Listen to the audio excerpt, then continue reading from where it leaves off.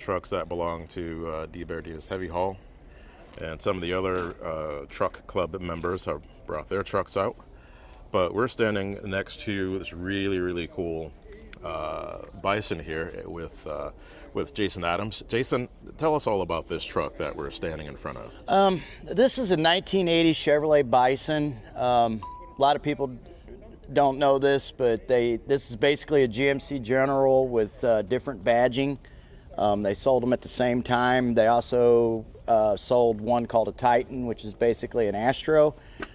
This truck is equipped with a 400 horse 8V92 silver, 13-speed transmission, Rockwell rear ends on Hendrickson walking beam suspension, has 22.5 rubber on it. It's fairly original. It belonged to a steel delivery company in Schenectady, New York. Another gentleman purchased it and he painted it. And then my buddy Dennis, he purchased it, and we've just been sort of enjoying it and working on things here and there.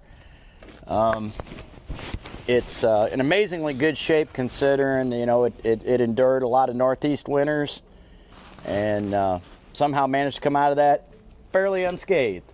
Yeah, absolutely. This is in great condition.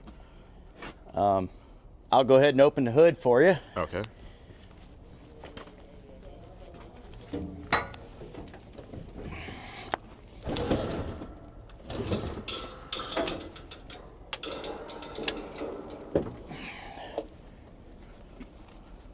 Very nice. Yeah, it's a little dirty, but the big thing is it's all fairly original.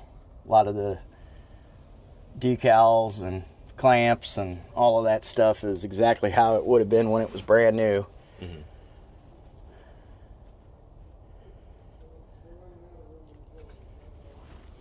It's a power steering.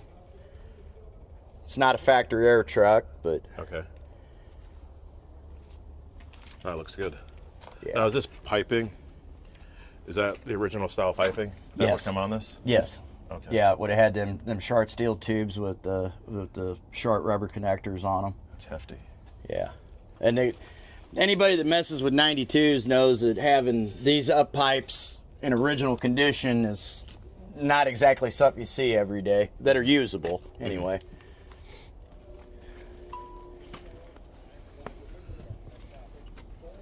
And some of the folks that have been around the Big Rig Videos channel are familiar with this truck here. If not, there's a video that has to do with the Vintage Truck Club of Florida, and that Mac appears in it, so you can learn about that. Oh, you're right about some of the badging and decals and stickers and things. That's cool. So it says silver. So what does that designation mean? Well, silver, the simple way to when the 92 series first came out, they had a bit of a main bearing problem. Mm-hmm. And of course, you know, they got ahead of that, got that figured out. Well, they were still a bit of a stigma. So my understanding, and I could be wrong, but this is what I was told by some older guys that I learned from, that they basically, when they upped the horsepower, they started painting them silver to make the public think they were different than the original 92s that were painted green and weren't turbocharged. And those were the ones they had problems with the main bearings. So that it was a marketing ploy, basically. A little badging going on there. Yeah, a little badging, and there was all different configurations of 92s and different horsepower levels. There was other special edition ones. Some people may be familiar with the 500 00 92s. Those engines were painted black. And they had flame details painted on the exhaust manifolds and the up pipes.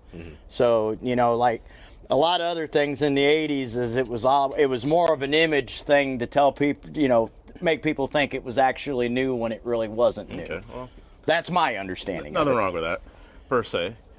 Can we fire this old boy Yes, yes, we can. All right. Oh, and as you walk around, we're going to get a shot of the interior. Yeah, don't mind the coats and stuff. It was cold here in Florida this morning. You can call being in the 60s cold. Yeah. That interior looks amazing as well. Oh. Now, we run battery disconnect switches on all these trucks.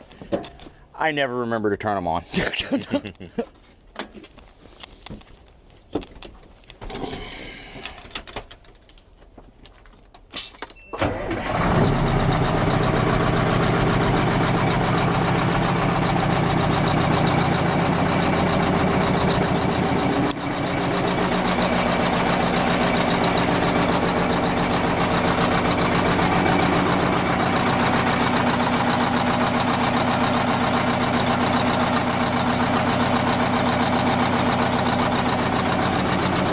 I like that bottle treatment.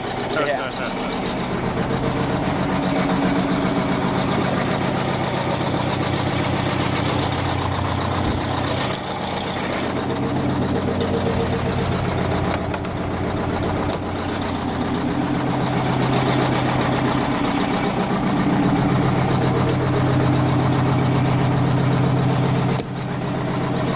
I'll do a loop around the parking lot for you if you'd like. Sounds good. Wind her up.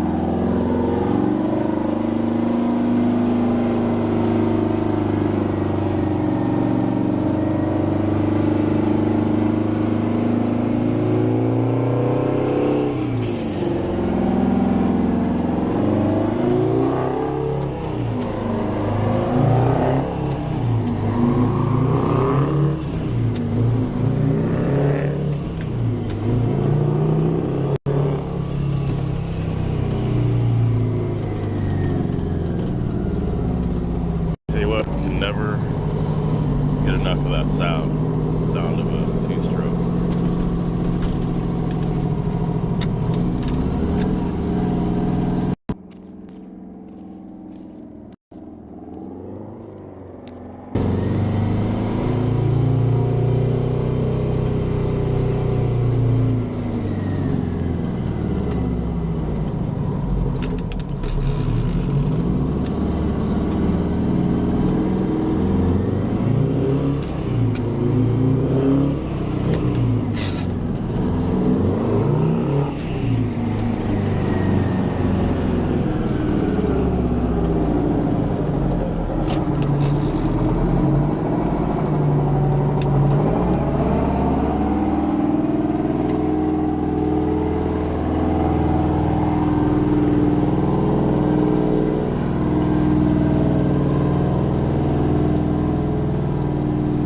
I like the idea of this recreational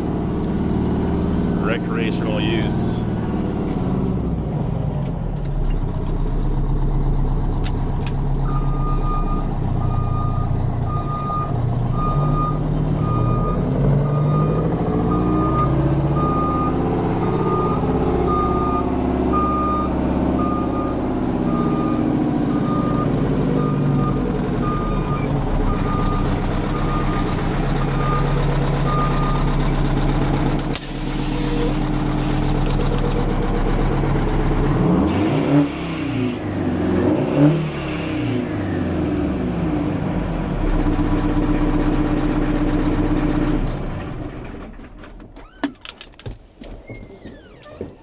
Sounds good.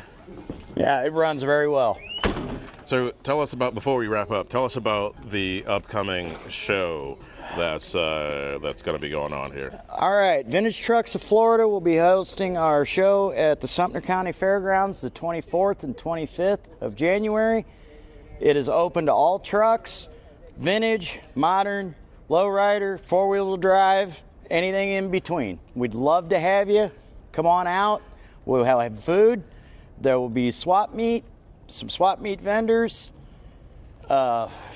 antique hit and miss engines. We got a little bit of something for everybody, and we'd be very happy to have you. And Florida in January is not a bad place to be. No, absolutely. And there's one other item that happens on a Friday. Oh, yeah, the convoy to 75 Chrome Shop, which I don't recommend missing. Yeah. Or I recommend not missing it. Let's put it that way. Yeah. So how'd that go down? Just give us a quick rundown of what's going to happen there. What we'll do is approximately, now we don't always leave at the same exact time, but there'll be advance notice about 3 or 4 o'clock in the afternoon. We'll start getting everybody together that wants to go on the convoy. We'll line up in small groups. We'll leave out. And we'll run 2 lanes, mainly 301 and such, all the way up to the Chrome Shop. We'll pull in, get the truck staged, sit around and visit, check the Chrome Shop out. I usually find something I need when I'm in there. Yeah, don't we all? Yep, it's all around a good time, and good people, and a lot of history. Sounds good. All right, Jason, well, thanks a lot for taking us through this whole Bison here. Thank you, Chris. I'm glad to do it. I love sharing this stuff with people. Absolutely. More than likely, this will be on site at the show. Yes, sir. This truck will be there, along with many others. Sounds good. All right, folks. We'll see y'all.